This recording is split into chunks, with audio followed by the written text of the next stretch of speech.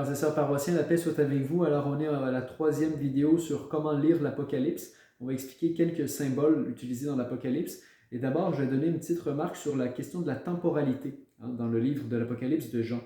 Donc, on a beaucoup l'impression, et même si ce n'est pas une impression, il y a vraiment une juxtaposition, un mélange entre le passé, le présent et le futur. Alors, il faut comprendre que Dieu est hors du temps.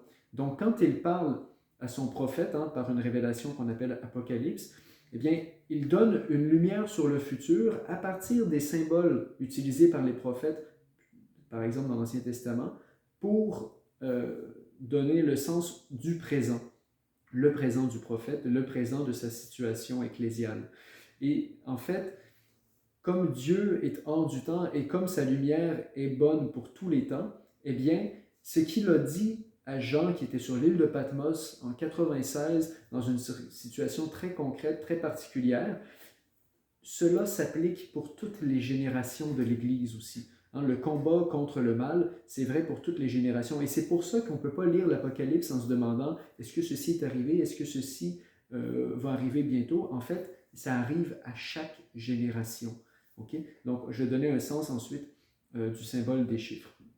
Alors ça, c'était pour la question de la temporalité. Alors maintenant, il y a plein de symboles qui sont utilisés dans l'Apocalypse. On a parlé par exemple des sceaux, donc qui représentent finalement le caractère difficile de comprendre, à comprendre des Écritures. On retrouve aussi les trompettes, qui sont le symbole finalement de Dieu qui vient. On retrouve aussi le symbole par exemple des candélabres, qui sont le symbole qui représente des églises particulières. On a aussi des étoiles qui représentent des anges. On a aussi plein de couleurs, le blanc qui signifie la victoire, le rouge qui signifie la violence, et spécialement contre les martyrs.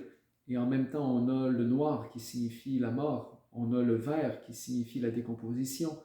On a l'écarlate qui signifie la luxure, la débauche. Donc, il y a tout un appareil symbolique qui est utilisé. Et on a par exemple les têtes de la bête qui représentent autant de petits roitelets, des rois au niveau politique. On a des cornes qui représentent aussi le pouvoir politique. Et ce sont des éléments symboliques utilisés aussi dans les apocalypses de l'Ancien Testament. Donc, si vous lisez la Bible au complet, ce que je vous encourage de faire, avec des bonnes notes pour ne pas trop vous perdre, vous allez voir qu'il y a vraiment des schémas qui sont récurrents.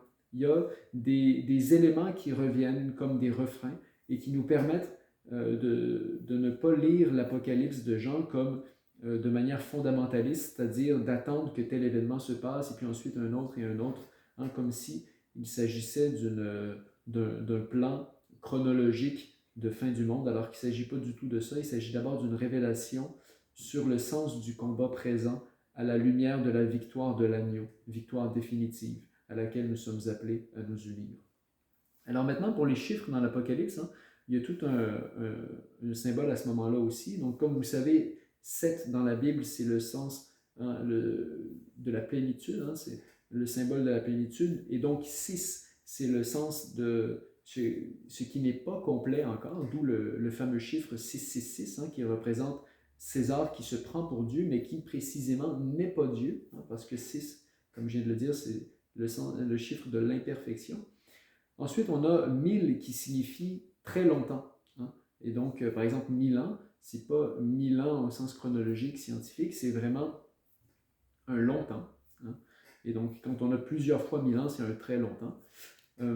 Qu'est-ce qu'on a d'autre aussi? On a évidemment le chiffre 12 qui représente les 12 tribus d'Israël. Et dans le même sens symbolique aussi, on a une fille dans l'Apocalypse, l'image d'une fille, d'une femme, qui représente Israël ou la cité du grand roi, c'est-à-dire Jérusalem. Et quand on a une femme prostituée, c'est exactement l'inverse. Donc c'est une cité ou un groupe de personnes qui ne sont pas fidèles, qui sont idolâtres. Cette image est utilisée aussi beaucoup dans l'Ancien Testament.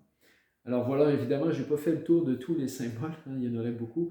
Je vous réfère à vos bonnes Bibles de Jérusalem, de Tob, avec des notes complètes, des éditions intégrales, pour aller plus loin dans ce sens-là. Je vous invite aussi à lire, si vous voulez aller plus loin, un livre de Dominique Gential qui s'appelle L'Apocalypse.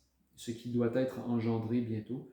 Et puis, je vous invite aussi à regarder les vidéos de Projet Biblique, la chaîne YouTube Projet Biblique, qui est absolument excellente et donc qui permet d'aller plus loin aussi pour tous les livres de la Bible.